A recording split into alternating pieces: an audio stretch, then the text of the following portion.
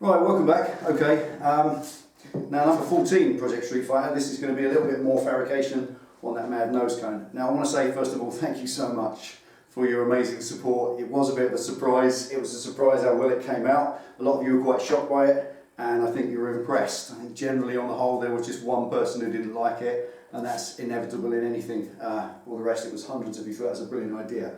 Obviously I've got a lot more to do. I've got to completely finish all of the fabrication side of it before I can move on to anything else. So I've got to move the brackets today on the bottom because they're currently outside the fairing, which won't do. They've got to be inside and hidden. Just got to re-drill them and relocate them so I can put that in the right place. And then I've got to start flaring out those little edges and so that the wiring doesn't chafe against those cut edges. And really the rest of it's just waffle, so I'm going to shut up and just get stuck into the fabrication and show you what we're up to. Welcome back to Delboy's Garage.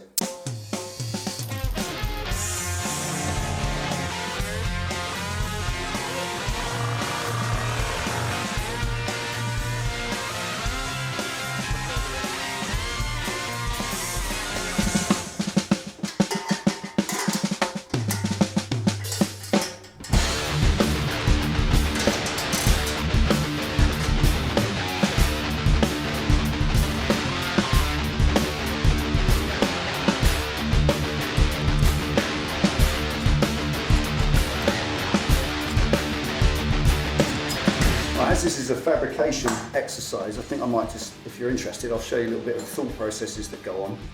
This bracket, these brackets, are what I'm using currently to go underneath.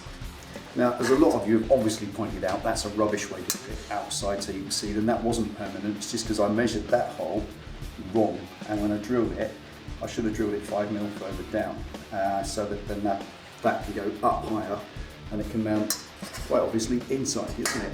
Outside, do you? That looks stupid. So obviously I only did it temporarily, put them outside just because I've done enough, 6 hours last time, and I couldn't be bothered to mess around with it. That was the main consideration, and it will be today as well. I just want to show you with that. Obviously I've got to put that from there. Where are we? I've got to take that from its mount point there, which is wrong, into there. So all I've got to do is that hole there has got to come that way by 5mm. 5mm because you can see there, it's 4mm thick, you can see that. So as it's 4mm thick, the metal is 1mm, so there's 5mm. So if I drill that hole 5mm further down, that will then go up and mount on the inside. It's pretty straightforward. Alright, again, if you're going to do this, when you're measuring what size hole to drill, what size drill bit to use for a bolt you're going to use, hold the bolt that way, hold the drill backwards, and hold it side to side. You need it to be just a little bit bigger, the back of the drill, not the front bit. And then you know you've got the right size hole, so that will drop straight through. And is it? Right, also, just want to show you. Right. Aside from the fact that a good punch mark is important, but a good centre punch mark so it holds onto the drill, I use a slightly different sort of drill for this. A close look at that tip. They're going to focus. Hand in there. Come on, focus. There it is. You see that? It's like a peg top drill. And the idea is that that little peg on the top of the drill bit grabs hold of the centre punch mark, and it makes a little ditty hole, actually works itself a little pilot hole before the rest of the drill comes through. Now what it means is you can't sharpen them, they're kind of a one hit wonder thing, but they're Black & Decker set Piranha drills. They are, and that was 25 quid for a set from 1 to 10mm all the way through, and they've lasted 5 years. I've never blunted them. Ordinary drills, the ordinary chamfer drills, you blunt them eventually because they get hot on the tip. These don't seem to get hot. Lots of WD-40 as I've shown you in the past, and that works really, really well. and one hit.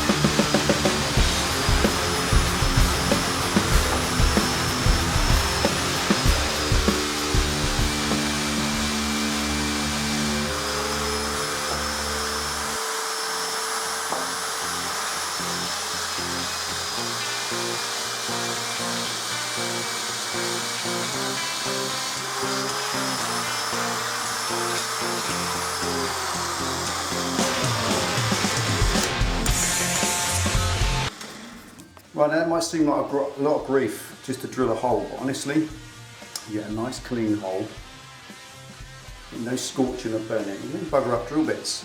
Just a set of drill bits, 25 quid, why bugger them up? They can last you a lifetime if you take care of them. Drill slowly, drill carefully, use lots of lubricating oil, whatever when you choose. Just use WD-40. There are better products available, yes I know that, but I just use WD, it's alright. And that's not even warm, really. So there you go. You're going to drill holes in things, thick bits of metal. Take care and do it properly every time.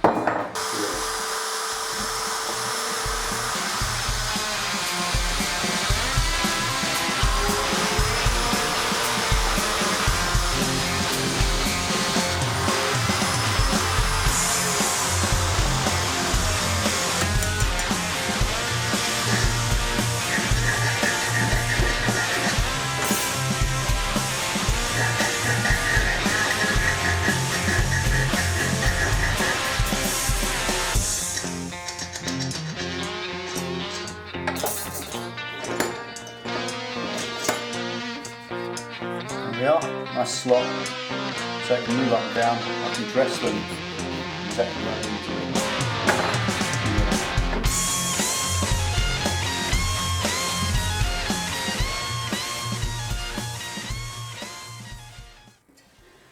So you can see in there, moving these up, just put them a little bit close to this, which is the lock stop for the steering head. And as much as there's gap, that is not enough. There's no need for those to stick up because they're kind of in the field of sweep of that. So I'm going to take about 3 or 4 mil off that just with a grinder and round the edges round, just to just dress those before I put them on. Because again, that's okay, that works, I can do that, that won't touch, but it's too close. It's just a shit way to do it. It's bad engineering. Make a proper space, do it properly, take the extra time, don't be impatient. That's why jobs take a while. All right, let's get those ground back a bit.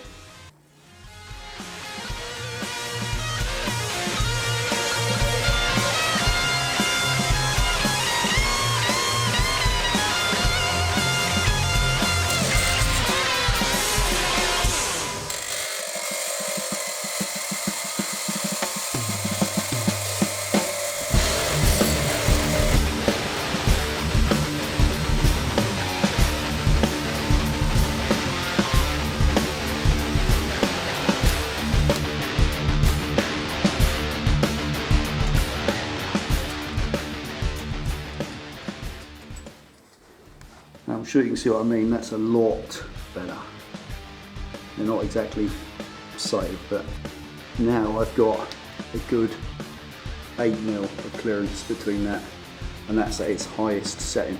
So if I want to drop the whole screen thing down a bit, I've got about 5 or 6 mil just for clearance if I need it. And that's a lot better. Just finessing things, taking the time to get them right, make a reasonable job. And yeah, that could have been a single hole, fit right first time if I'd taken 4 times as long. But slots are brilliant, slots are great because you can move things and get the actual finished citation of the thing, the panel, absolutely perfect. Right, bracket's done, test with the panel.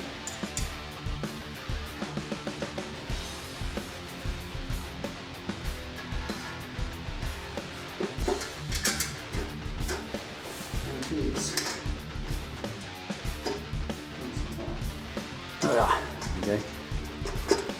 So you see the brackets there are nice and tight, exactly the right height, no clay, they're not being squeezed down or dragged up, they're sitting nicely against the panel there. That obviously isn't going to be the way it's finished, I've just put them through to locate for now. That will be a button head bolt going up in, so you'll see is a little tiny one of them is all you'll see underneath there. That's that part of the job done. They all match up, it lines up, it's nice and square. The symmetry is all important. You know me, OCD. Look at that. Right, okay. Let's deal with these little curves and holes here. Next thing.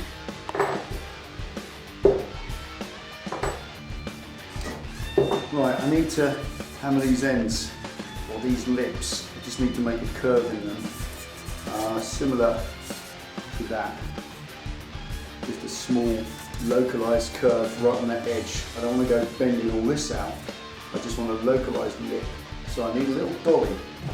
Something that I can just hit against that is curved. I've chosen as a weapon of choice is a solid steel bar weight. That's quite heavy.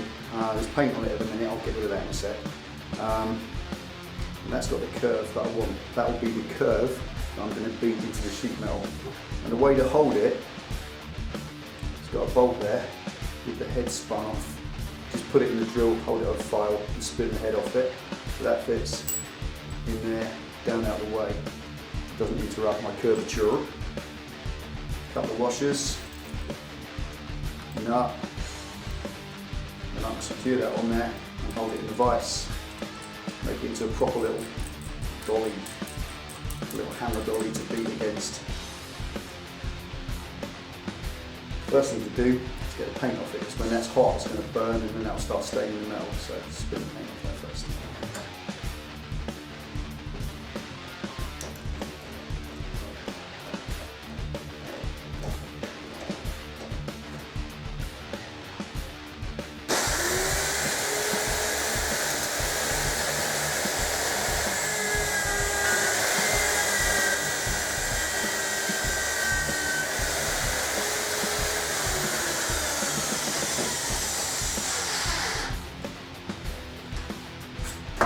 Right, there we are, no paint on it now.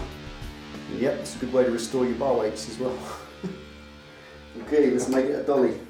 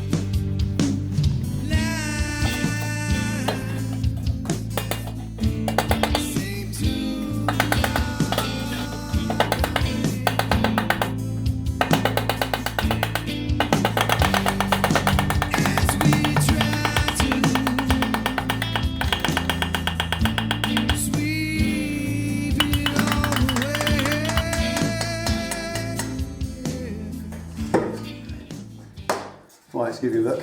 Now they're a bit rough and ready, as they would always be at this point.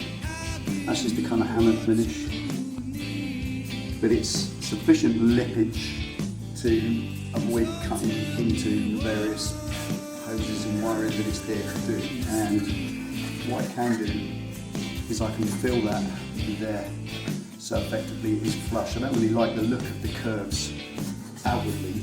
They don't really lend themselves too well. I prefer it flush, kind of a cut edge. But now I've got those lovely soft round edges inside, which will do no damage. No damage. Show you what it looks like on the bike. Yeah, they're one-handed, but inside now, nicely fittaged. Stick a knee under that. There it is. Right, so now, get symmetry on it. That's about where it goes. So now the brake hoses there, they're going to be clipped against the yoke, so they won't move at all. When the steering moves, they'll be absolutely stationary, so they don't need any more space than that. That's correct. That lot, on the other hand, will move every time I turn the steering. Squeaky. So there's loads of room now for those cables to move, and the same on this side. There's now plenty of room. They don't move too much though, except this one. That they only pull away from the edge. On that, they don't really bunch up against it. So that's pretty cool. That's enough for now. Don't need any more. So that's it. There we are. Kind of fitted and kind of cleared. That's the most important one. Not because these cables will chafe. That's not so much the issue. They've got this hard exterior sort of extra armour piece on the outside, so they'll be plenty safe enough. It's just trapping them. They've got to spring back. Your throttle doesn't spring back if they're being forced like that anywhere, so they kind of need to sit freely at all locks. You know, all stages of the lock, they need to sit free, which they will now. Right, next thing, I want to deal with this lip edge all the way around. But first of all, before anything else, I'm going to tidy that up a little bit. Tidy up these raggedy hammered edges, because that won't do. Standards, boy, standards. Let's get a file.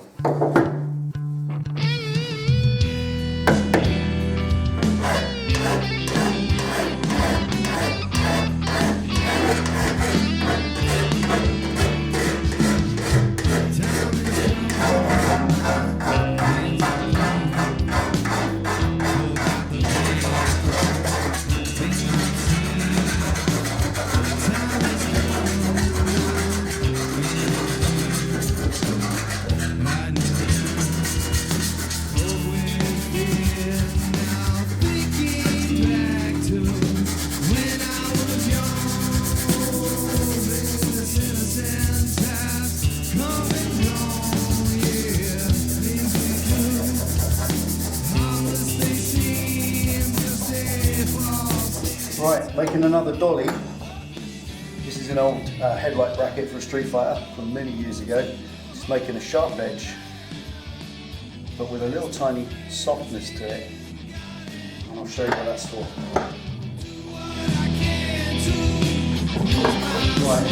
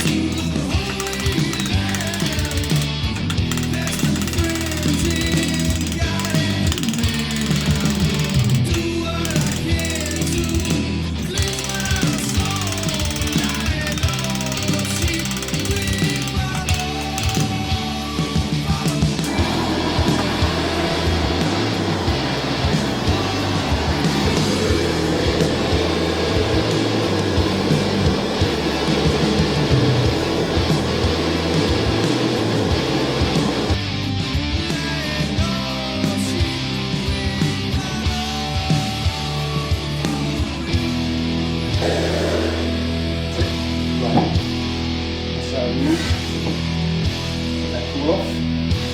Start tapping that one in.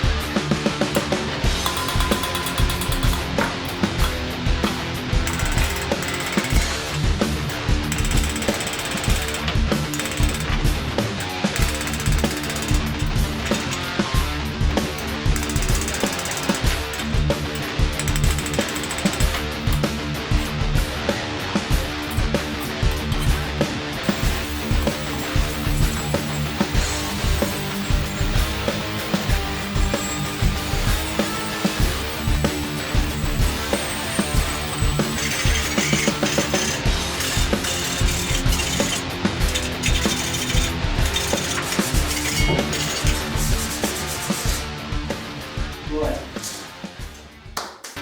that's it. Now I've done about, let's have a look. I think it's another 6 hours today. Just have a clean up a minute. Where are we? Time. 3:30. Came in here at 10 o'clock, another long day. I'll show you what I've actually achieved in all these hours. I clean up and I'll show you that. And now, there's what we've achieved. A nice edge in there all the way around. I quite like that. I am very, very happy. The symmetry is there, it's all symmetrical, it all sits right on the bike. The heat hasn't distorted it, which I thought it would. I thought I might have to do a bit of bendy shapey, but not at all. It seems to be as correctly shaped as it was. This is one, when this was made, it was a sheet of metal and it was put into a big press and it was just bang, like fly pressed into this shape. So this metal here around this edge is quite stretched and the metal down the sides was quite shrunk, stretching and shrinking. All you tin bashers say, yo, you know what I mean by that. It's just, sheet metal work is about manipulating the metal into the shape you want and keeping on at it until you get it. And that's not right yet, it's not 100%. I say the symmetry is right, it's not correct on that edge, but it's literally a mil, if that, I don't know. But the whole thing mounts on slots, so that ain't gonna be an issue. But those nice edges, what I was gonna do was weld a bead of rod all the way around the edge and then file into it to give it a thick edge, but that just means adding metal. And this thing, few of you make the point, it looks heavy and it will be quite a lot of weight on the headstock turning. Get the point? Yeah, well, yeah, very, very good point. But he's only about 1.5 pounds. That literally doesn't even weigh a kilo. So adding more metal to it is not what I wanted to do. So welding the rod round, thought of a different way, and I thought I'd just slip it in. If you're going to make a tank out of one of these, which is what they kind of intended for in the first place, then that's what you do. There's two ways to weld the base in. You basically weld a sheet across the bottom. You come on the inside. You sort of pick a cut edge like that. You come on the inside and then you seam weld. Which is a bit crap. It's the way they used to be done way back. But if you look at a modern Harley tank and you have a feel underneath, there's just a little bead of weld under there, and that's what they do. They'll put a lip edge like that, and they have kind of like a machine that presses it in. And once you've done that, you then put the sheet metal on the inside and you seam weld across the top, and you get a nice weld. You spot weld it, then seam weld it, and it's nice and sealed, which is quite handy being a fuel tank because then it doesn't leak. And then you grind off the welds and whatnot. So that's kind of meant to happen anyway. That's the sort of thing that this tank's happy with. And the process I was doing was heating it up, letting it cool, and then it goes soft. That's annealing. So I was spot annealing. And spot annealing simply means softening the lip edge so that that can bend and the rest doesn't flex. And even then I still have to put the grips in and sharpen up the corner, as you saw there. But there you are, you saw it all. There's no point in me explaining any more rubbish. What do you think? I like that. That looks much nicer, much nicer. Now it's going to have some little holes drilled, perhaps some little indicators, as discreet as possible. I don't want to spoil that look. And I've got to decide, there's got to be a hole cut there for a light. But I haven't decided yet either what light or where it's going to go, or one, I don't know, haven't even thought about it. I didn't even think of this lip edge thing until I got the welding rod out and thought, that ain't going to work, it's going to distort everywhere. So let's put it on the bike and I'll show you what it actually looks like, because it looks way better than it did before.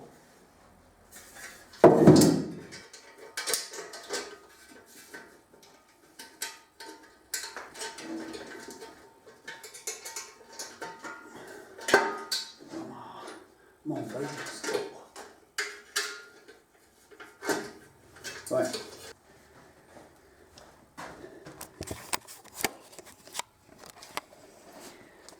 Oh, here we are. Okay, a little bit of a change. Curving this edge in as, well, I'm really chuffed actually that's happened. Let's just pull it out a little bit. That's better. Folding that edge in has done that. It's dressed that away from there, and I kind of like that. That's a kind of happy accident. It kind of looks better, like it's meant to fit in. It's meant to fit round things. That was in there, flush up against, and as you can see by that, scratching all the yolks. So that's better. That looks a lot more gooder than it was. These lips, I'm really happy with those. I may possibly just put kind of filler up to them to blend them in, to take away the visual curl and make it flat. I don't know yet. That's bodywork time. That's worked quite well, happy with that. And these are just bolts just sat in for now, but so many of you mentioned there we go, nicely inside. And again, they're all on slots, so it all kind of boogies around and moves, and I'll set, obviously the time that's going to set exactly in the right position, all symmetrically and bolted up tight, is when it's done. But for now, that's it. Those brackets are now inside, so there we go, as you requested. And there we are as well, the best view of all. Again, it's loose at the minute, it's not set, and it's a little bit safer reaching in there. And what I may do again is put some sort of filler on the inside, just a kind of quadrant, a quarter, just to fill this so you don't get this lip under there. And then I can put the little lights in there, and there's plenty of room. A few of you said there's not much room in there to get the keys. Yes, there is. Look, the whole arm in there, plenty of room. And the little lights that go up there, they're going to go right up out of sight. They're just going to peep down like that. And as far as the speedo is concerned, I've got something going on here for that. So kind of going to bring that line there down onto the tank. But that's a whole new project. Still on this one for now. So there we are. Nose cone. Now, a lot of you, loads of you said xenomorph. Obviously the xenomorph is the alien, the Geiger's alien thing. And I love that. That's really cool. That is, could it look less like it? I don't think so. Amazing. And I think one of you said xenomorph with the Z, so ZX xenomorph, ZX7, I love it, I love it. But we will open the naming to you, the viewers, and you can decide on the name. You can put all your suggestions in later on. The tailpiece, I haven't even thought about what shape it's going to be. I've got some mad ideas for that. I'm going to leave all that alone at the moment. Don't look. Just doing this bit at the minute. And whatever happens there, we'll have to complement that and da-di-da. So there's no point in trying to change or choose names yet, because it's nowhere near it. But for the moment, absolutely loving that. Good day's work, 5.5 hours done. So there we are, 11.5 hours today, 69 hours on the job so far. I reckon we're still just over halfway. Don't know, there's no plan on that, it's just a guess. There we are. Number 14.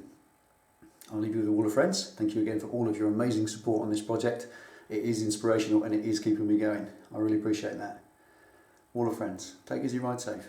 See you next time.